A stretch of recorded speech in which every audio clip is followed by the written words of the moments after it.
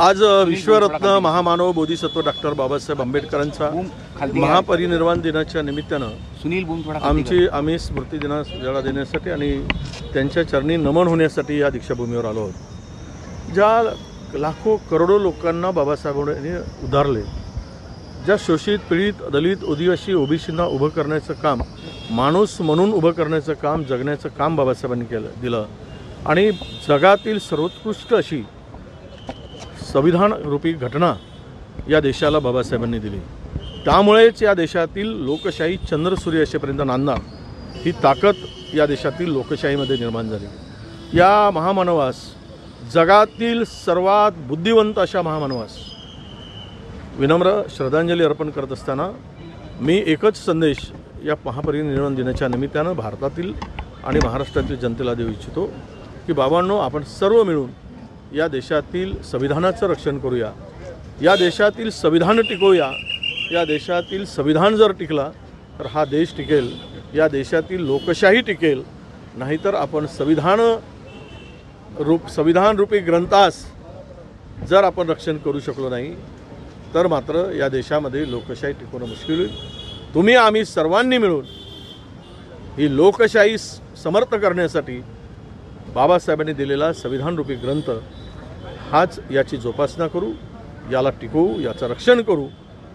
हीच खरी श्रद्धांजली आज महापरिनिर्वाण दिनाच्या निमित्तानं ठरेल असाही विश्वास या निमित्तानं मी या देशातील महाराष्ट्रातील जनतेला देतो आहे। या महामानवास विनम्र अभिवादन करण्यासाठी आलो। आम्ही नेहमीच येत असतो आणि आजही आलो।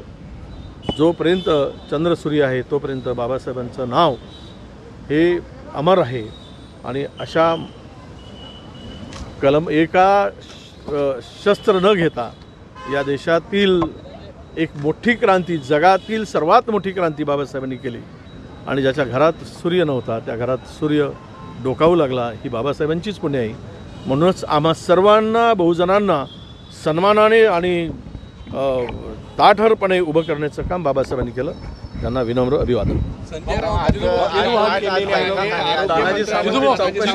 चौकशी करा अशी मागणी केली आहे। 50 लाख रुपये बदलीसाठी घेतले जातात असं त्यांनी म्हटलं नाही, ते तर खूप मोठे प्रकरण आहेत। विधानसभेत आम्ही पुन्हा काढू।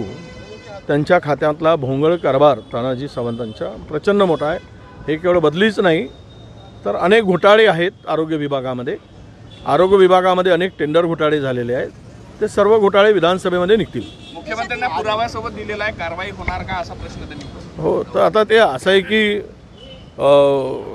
मुख्यमंत्री कारवाई करतील का, तर याचं उत्तर आम्ही कारवाई करा म्हणून सभागृहात मागणी करू। अधिवेशन सुरू होत आहे उद्यापासून आणि गैरप्रकार झाला असेल, पुरावा झाला असेल तर पुरावा असेल तर मुख्यमंत्र्यांनी कारवाई करावीच लागेल। नाहीतर चोरांना समर्थन देऊन स्वतः आरोपीच्या पिंजऱ्यात उभं राहू नका।